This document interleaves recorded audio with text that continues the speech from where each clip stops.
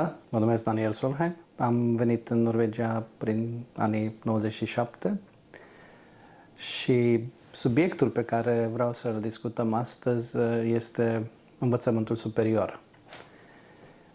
De-a lungul timpului, la fel ca mulți dintre voi, am ajuns în Norvegia și primul lucru a fost încercarea de a găsi un loc de muncă pentru a-ți putea întreține familia. Cu asta vă confruntați toți. Pe parcurs, unul din obiective a fost și acela de a face învățământ superior, de a avea o calificare sau o profesie. Și pentru mine, unii din pași au fost aceea de a face dovada cunoștințelor de limba engleză și de limba norvegiană. Bergenstest, TOEFL test pentru mine la acea vreme. Aveam diploma de BAC din România, care a fost recunoscută și mai exista condiția de a face, cum am spus, dovada cunoștințelor de limbă. De-a lungul anilor, aceste cerințe, ar putea spune că s-au modificat puțin, dar în principiu au rămas cam tot aceleași. Pentru a putea avea acces la învățământul superior aici, ai nevoie de o diplomă de BAC, care dovedește atât completarea învățământului liceal, cât și examenul de bacalaureat și, de asemenea, este nevoie de foaia matriculă pentru ca diploma să fie recunoscută sau acceptată de NOKUT și de Samordna Upptak, care este organul central de preluare și prelucrare a cererilor pentru învățământul superior. De-a lungul timpului, odată ce am reușit să iau punctajul necesar atât la Bergenstest cât și la TOEFL, am putut să accesez studiile universitare. Am început la început a fost în Trondheim, după aceea am ajuns în partea de est a Norvegiei și am făcut un an la IT Academie, pentru că la acea vreme mă gândeam că poate ar fi stofă de IT-ist în mine, dar m-am convins repede că probabil sunt mai bun la munci cu oamenii decât cu calculatoarele. Așa că mi-am reorientat cariera profesională spre educație socială și în 2003 am accesat, în 2003 am urmat cursurile facultății din Oslo și Akershus pentru educator social, în norvegiană Verneplayer. Din 2007 până în 2008 am mai făcut un studiu pentru interpreți în domeniul public, un fel de an de studiu care să ne arate, să zic, noțiunile principale sau generale, fundamentale, în ceea ce privește munca asta de interpret. Și mai târziu am luat o autorizație, iar în 2020 am avut șansa de a mai face o licență tot la Universitatea din Oslo, care între timp și-a schimbat numele în Oslo Metropolitan University, adică Universitatea Metropolitană, și alături de încă vreo 9 sau 10 colegi sau colege românce am reușit să finalizăm un studiu de 4 ani și acum am și o licență în acest domeniu, alături de colegele mele. Ceea ce v-am povestit acum este un parcurs profesional pe care mi l-am ales eu, dar întrebarea este ce m-a determinat să fac așa ceva. În Austria, în perioada din anii 90-97, atunci când am locuit acolo, problema se punea puțin altfel. Învățai lucruri la locul de muncă, un fel de calificare la locul de muncă, făceai niște cursuri și într-un fel creșteai acolo în sânul acelei întreprinderi, firme sau companii în care erai angajat.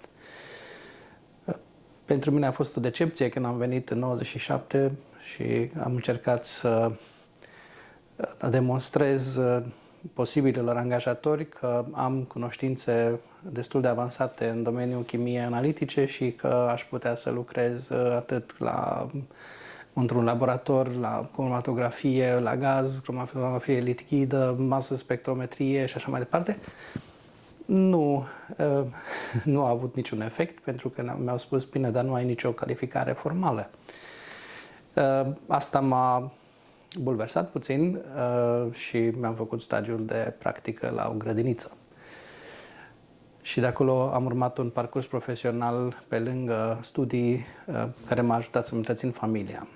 Aici mai apare un aspect, pentru că fiind întreținător de familie, fiind tată a 3 copii, trebuie să muncesc. Iar în Norvegia ai posibilitatea de a face studii la zi și studii fără frecvență sau deltid, cum se numesc aici, în care parcursul școlar sau de învățământ este pe o durată un pic mai lungă, adică 4 ani în loc de 3 ani când e vorba de licență.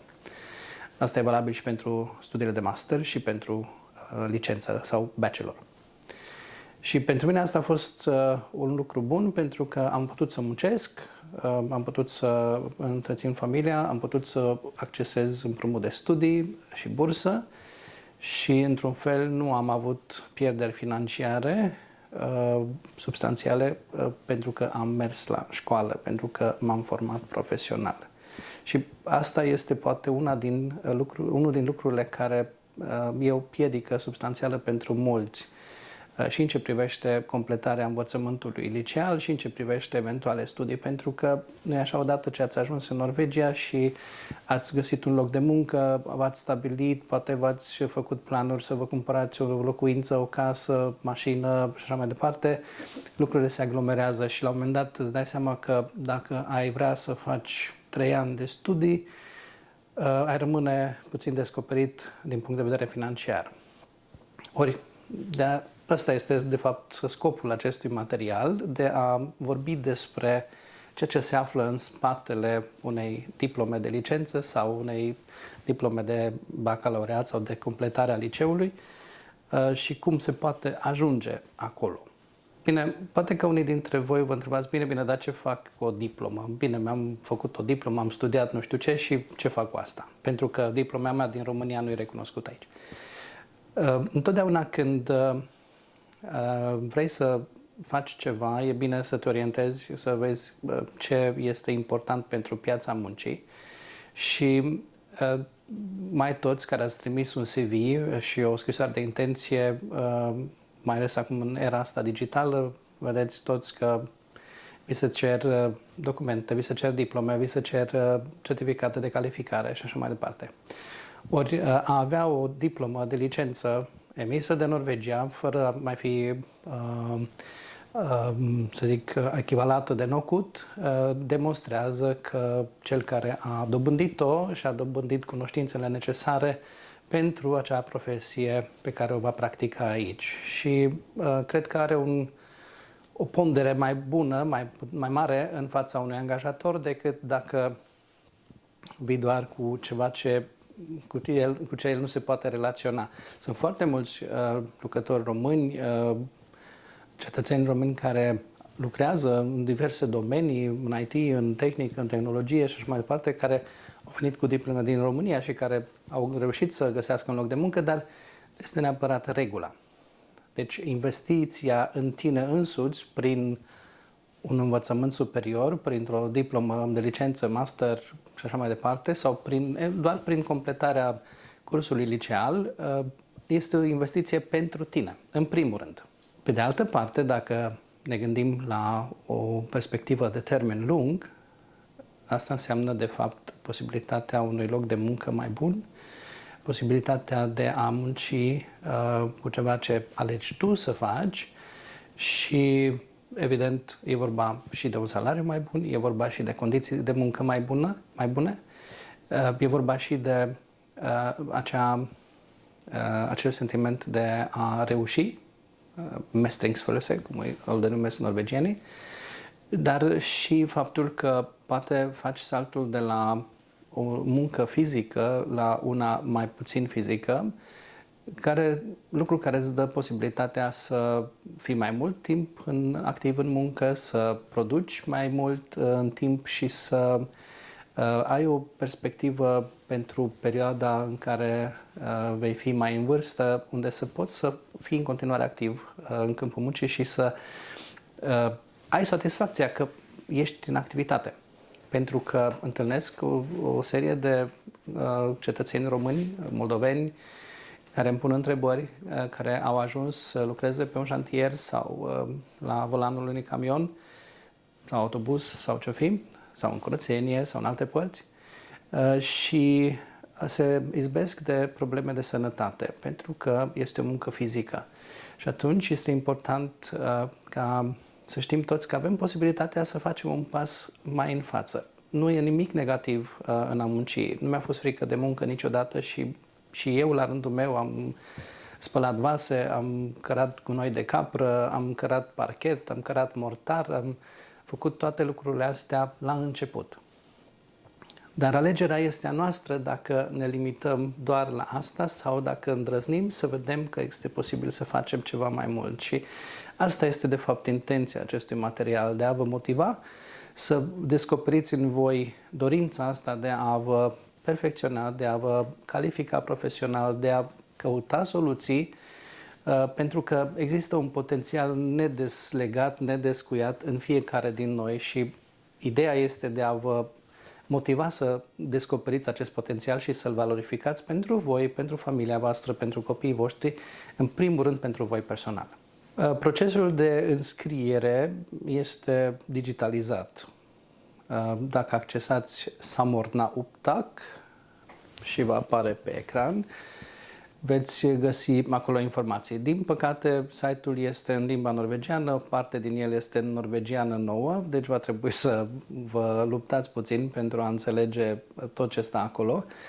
Dar este o centralizare a tuturor aplicațiilor pentru studii superioare, în care vi se comunică interactiv ce aveți de predat, ce documente se cer, care sunt condițiile și așa mai departe. Asta în legătură cu înscrierea. Înscrierile se fac până în luna martie, dacă nu mă înșel. Încă mai sunt câteva săptămâni. Deci pentru anul de studii 2024-2025 încă mai aveți un pic de timp ca să cel puțin să vă uitați și să găsiți o posibilă direcție la care v-ar putea interesa. Un lucru bun este site-ul utdanning.no, unde puteți să găsiți toate profesiile, modul de a ajunge la o calificare în respectiva profesie și salariul care se acordă în medie pentru profesia respectivă și tot felul de informații legate de fiecare profesie în parte. Cum aminteam mai înainte, pentru noi, cei care suntem la o vârstă mai, să zic, nu neapărat înaintată, dar suntem la perioada maturității și poate avem familie, trecerea de la o existență în care doar muncești la o existență combinată cu școală și muncă poate să fie dificilă și înțeleg lucrul ăsta. Dar am trecut și eu pe acolo. Și ceea ce este foarte pozitiv aici în Norvegia este că atunci când dorești să faci studii, fie că este vorba de completarea învățământului general pentru adulți, fie că e vorba de completarea învățământului liceal pentru adulți sau studii superioare, toate acestea pot fi finanțate cu ajutorul Statens-lånekasse, adică Banca de Împrumut a statului, pentru studii. Și, în plus, și bursă acordată de aceeași bancă. Ce înseamnă asta? Asta înseamnă că din suma pe care o soliciți, la care te califici ca aplicant în funcție de nivelul de școlarizare la care dorești să aplici, o parte din acel împrumut poate să-ți fie acordat ca bursă, iar o parte este împrumut. Iar în funcție de progresia ta în studii, o mică parte din acel împrumut se transformă în bursă. Adică dacă ești la zi cu studiul și dacă ești la zi cu examenele și așa mai departe, o parte se transformă în bursă și nu mai ai nevoie să o plătești înapoi. Restul se va plăti înapoi după finalizarea acelui ciclu de studii. Aceste împrumuturi au o dobândă de stat, o dobândă foarte bună, deci nu vă veți izbi de mari probleme financiare când va veni vorba să plătiți acel împrumut și se eșalonează pentru următorii 20 de ani în cele mai multe cazuri. Deci, în principiu, este o investiție pe care tu o finanțezi și pe care, la urmă, o plătești înapoi statului. Pentru a putea aplica pentru finanțare, pentru împrumut de studii și bursă. By the way, în timp ce sunteți pe acel site al Stat în Slonecasă și verificați ce finanțare puteți primi, acolo puteți să accesați sau să solicitați o finanțare full, adică completă, maximă, sau doar împrumut de studii sau doar bursă. Deci aveți mai multe opțiuni și astea le alegeți voi. Dar pentru a avea dreptul la obține împrumut de studii sau bursă, există o condiție principală și anume aceea de a avea drept de ședere definitiv în Norvegia. Și asta este un lucru pe care am dorit de mult să îl clarific cu voi, pentru că foarte mulți ați plecat pe ideea că acel document pe care l-ați primit de la poliție când v-ați înregistrat, înregistrarea cetățeanului din spațiul economic european, SEE, acea înregistrare este un document care nu expiră. Dar asta nu înseamnă că acea înregistrare sau acel document înseamnă și drept de ședere definitivă în Norvegia. Este doar o confirmare că v-ați înregistrat la poliție, că documentul nu expiră, dar și că aveți reședința aici, temporară pentru cei care aveți din number sau permanentă pentru cei care aveți număr personal. Dar dreptul definitiv de ședere se obține prin cerere către UDI după o perioadă de 5 ani de muncă în Norvegia. Acea perioadă de 5 ani de muncă înseamnă fie că ați muncit, fie că ați muncit o parte și ați fost și în NAV sau ați avut prestații sociale de la NAV în sensul de concediu medical, șomaj sau concediu de maternitate sau de îngrijire a copilului.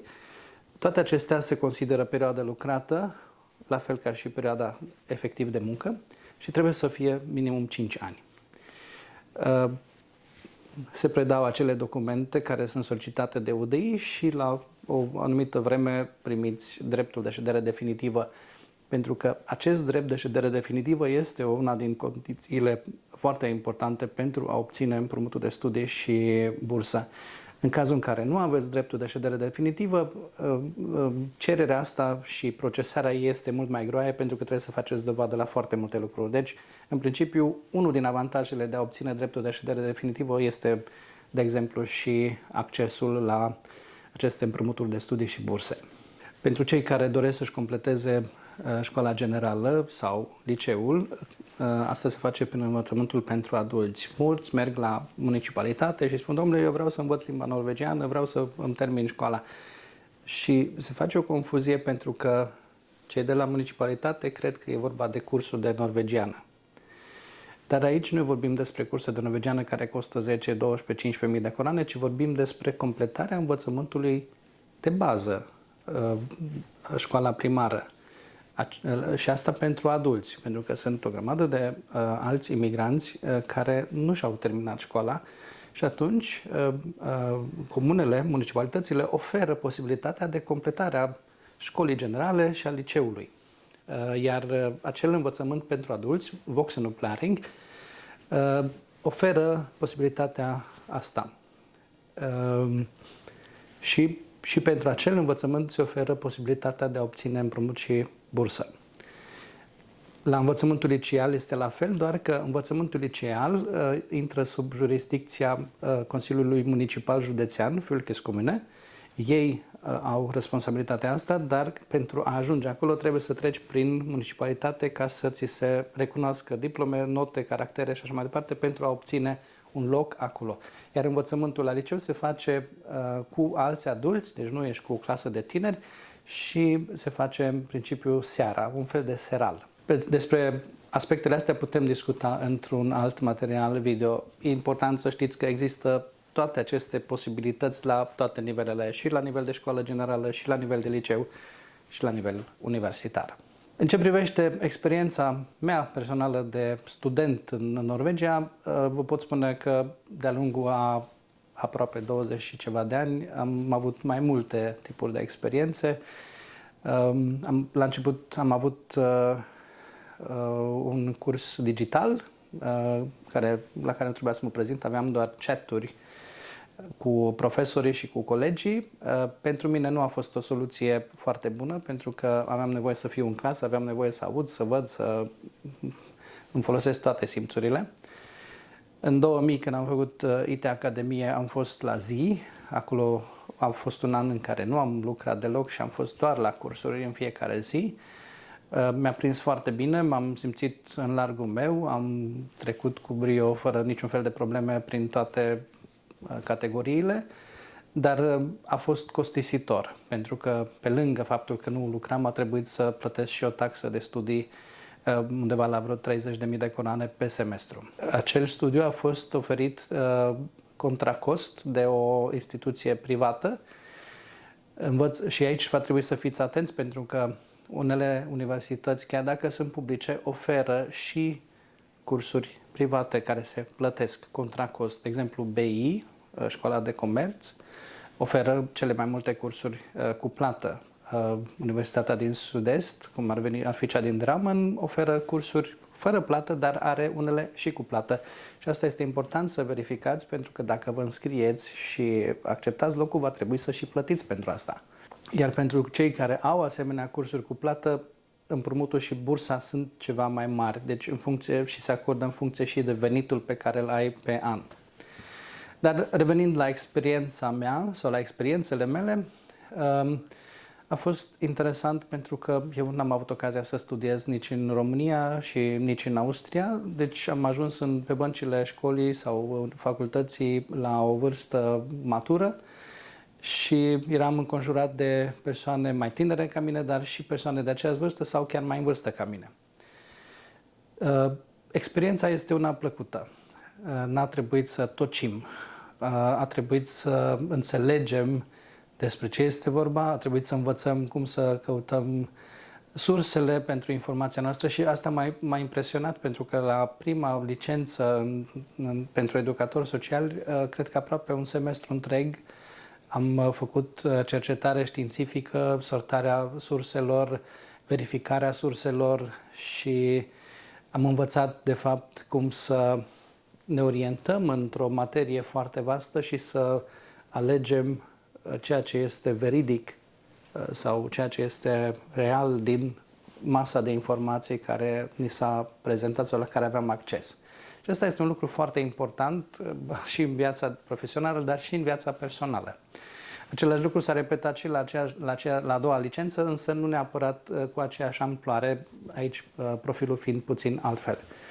Dar s-a lucrat în grupe, s-a lucrat cu îndrumător sau cu Weileder. Atunci când am avut probe scrise care trebuiau predate, am avut posibilitatea să primim feedback-uri înainte de a preda. Aveai un termen la care predai lucrarea. Acestea erau lucrări semestriale pe care le predai. Examenul putea să fie oral sau putea să fie înscris. În principiu aveai posibilitatea să folosești mijloace de ajutor sau de susținere, fie că era calculator sau literatură sau mai departe, dar asta diferă foarte mult de la cursurile pe care le faci, de la materie la materie, deci nu este ceva generalizat, fiecare studiu își are particularitățile lui. Experiența este una plăcută, da, trebuie să înveți, se pune bază pe responsabilitate și responsabilizarea studentului.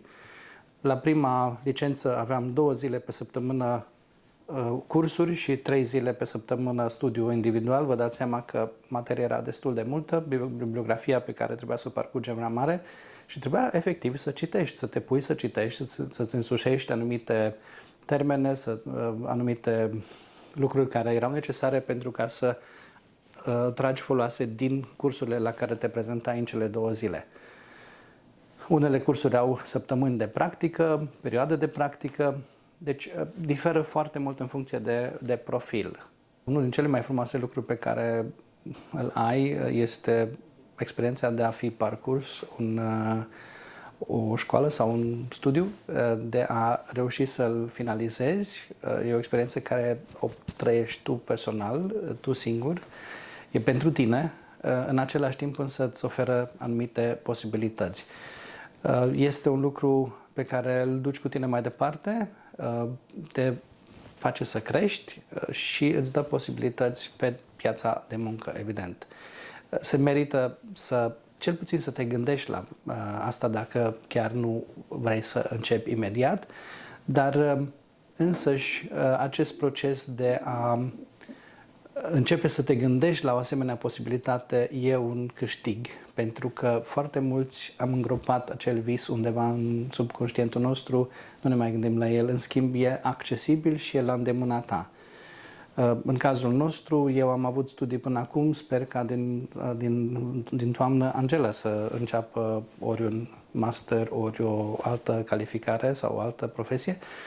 Asta pentru că așa se potrivește pentru noi. E foarte greu să ai 2 părinți în casă cu 2 sau 3 copii care să studieze amândoi odată.